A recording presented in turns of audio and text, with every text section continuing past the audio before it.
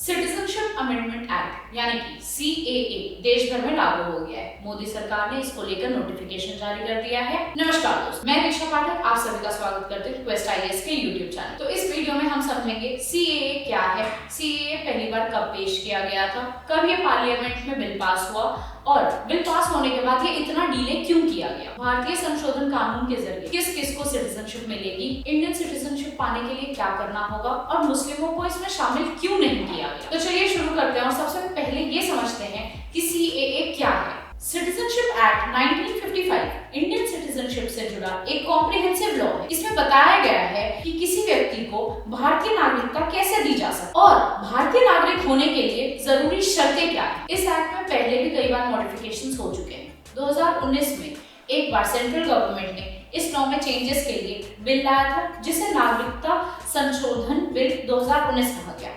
BJP ने पहली बार 2016 में सिटीजनशिप एक्ट में अमेंडमेंट के लिए पार्लियामेंट में बिल पेश किया था। उस वक्त इस बिल को लोकसभा ने तो पास कर दिया था लेकिन राज्यसभा ने पास नहीं किया था। सेंटर में दूसरी बार सरकार बनाने के बाद होम मिनिस्टर अमित शाह ने 9 दिसंबर 2019 को सिटीजनशिप अमेंडमेंट बिल 2019 लोकसभा में रखा, जहां 311 एमपीज ने बिल के सपोर्ट में वोट किया। 11 दिसंबर को राज्यसभा से बिल पास हुआ और अगले ही दिन 12 दिसंबर को प्रेसिडेंट ने इस पर स्टैंप लगाया। हालांकि 2019 में प्रेसिडेंट के स्टैंप लगाने के बाद भी ये कानून लागू नहीं हुआ क्योंकि इस कानून के रूल्स नहीं बन पाए थे।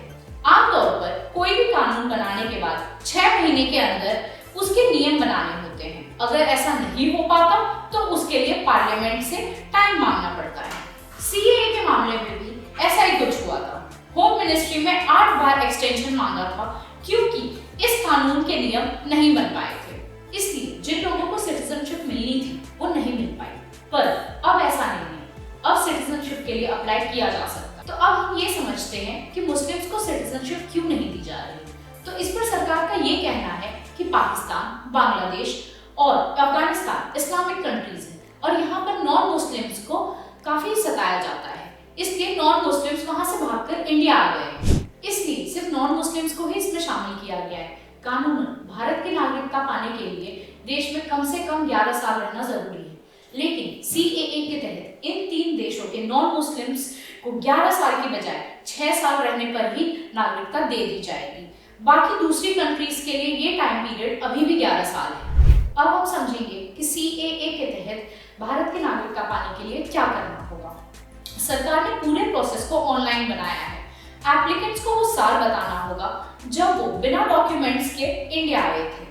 उन्हें ये प्रूफ करना होगा कि वो पाकिस्तान, बांग्लादेश या अफगानिस्तान के रेसिडेंट हैं। इसके लिए वहां का पासपोर्ट, बर्थ सर्टिफिकेट, मार्कशीट, वहां की गवर्नमेंट द्वारा जारी की गई कोई भी सर्टिफिकेट पेश करनी होगी। सिटीजनशिप के एप्लीकेशंस पर एक काउंसिल फैसला करेगी। इस काउंसिल में election commission, IB, foreign regional registration office, post office और स्टेट इंफॉर्मेशन ऑफिसर शामिल होंगे।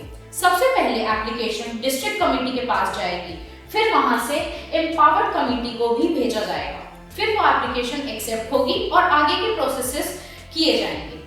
तो ये था हमारा आज का वीडियो। जल्द मुलाकात होगी ऐसे ही किसी टॉपिक के साथ। तब तक अगर आपको वीडियो अच्छी लगे तो लाइक करें और कमेंट्स में अपने ओपिनियन बताएं और हमारे यूट्यूब चैनल को सब्सक्राइब करना ना भूलें।